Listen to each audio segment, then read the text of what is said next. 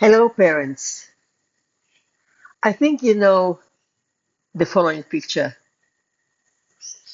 You are in a shopping center with your child, and your child is behaving in a way that you think is not going to be accepted by another adult. So you feel embarrassed. And when you feel embarrassed, you are more concerned about what the other adult will think, than about what your child is going to experience. I think it's built in most of us parents. And I just wanted to address this topic because I'm just coming back from lunch with a friend. We're sitting in a nice cafe, and next to us is I guess this was the mother and the grandmother, and a child, maybe a girl at the age of 5, maybe 6. And the mother and the grandmother were talking, and the child was there were chairs there, and the mother was sitting on a kind of a bench which has a cushion on it. So the girl that sat next to her, was lying down. I think this is the most natural thing to do. She was lying down and just watching the ceiling. And I was trying to see what she's seeing, trying to imagine how she feels. While the mother noticed me looking at the child, and immediately she felt embarrassed and she said to the child, just take your feet back and just sit up. And I said, no, no, no, please, don't change her position. I'm enjoying watching her. I'm trying to see what she's seeing. I'm trying to imagine how she feels. And I think we should all lie down because this is why they put these benches. These benches are to lie down. It's just inviting to lie down. Maybe we should all do it. And little by little, I could see the mother relaxing more. The grandmother started smiling. And it didn't take long, and the atmosphere changed from embarrassment to, okay, maybe it's okay. Sometimes I find myself playing the role of children's ambassador. Nobody nominated me for this, but I think I'm mainly driven from maybe, I can't really put my finger on it, but maybe it's a memory, a cellular memory of how I felt when adults were trying to apologize on my behalf, or to say more, when adults were embarrassed by the behavior of a child.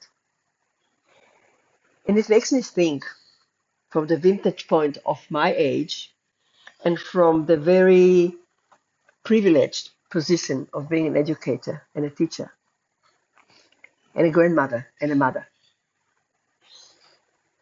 Makes me think, why do adults expect children to behave like adults?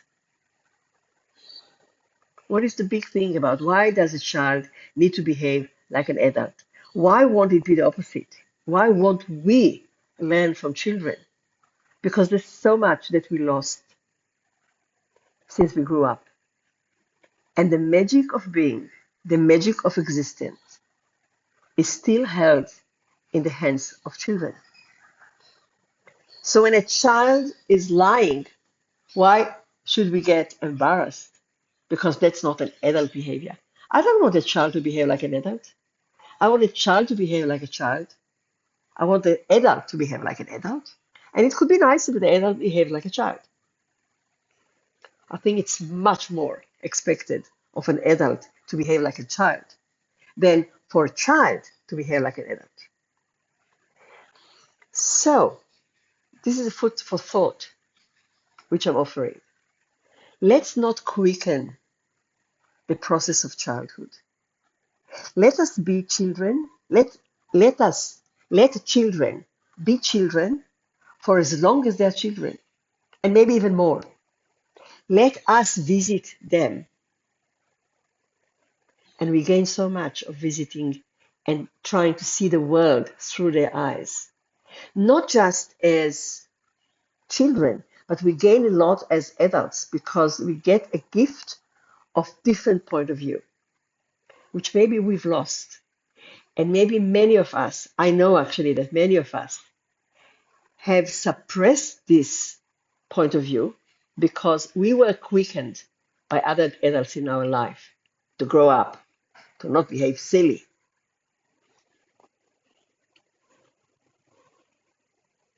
Society needs all of us. Society needs children, elders, adults, all ages, all the rainbow of ages. Let us enjoy every stage and enjoy in another person being in this stage. And until this becomes more of a norm, I think the adults in us, and maybe especially the elders in us, have got a role actually to fulfill by whenever a parent is getting embarrassed by the behavior of a child, if a child screams in a shopping center or runs in the shopping center or expresses joy, overjoy, happiness, let us smile when we look at another adult looking at it. And sometimes I know, sometimes adults might give us or give the parents a look as if, what's wrong with your child? Can't you control your child? Don't take it to heart. You can smile back to the adult that gives you this feeling. You can ignore this adult, but definitely you don't have to apologize for your child.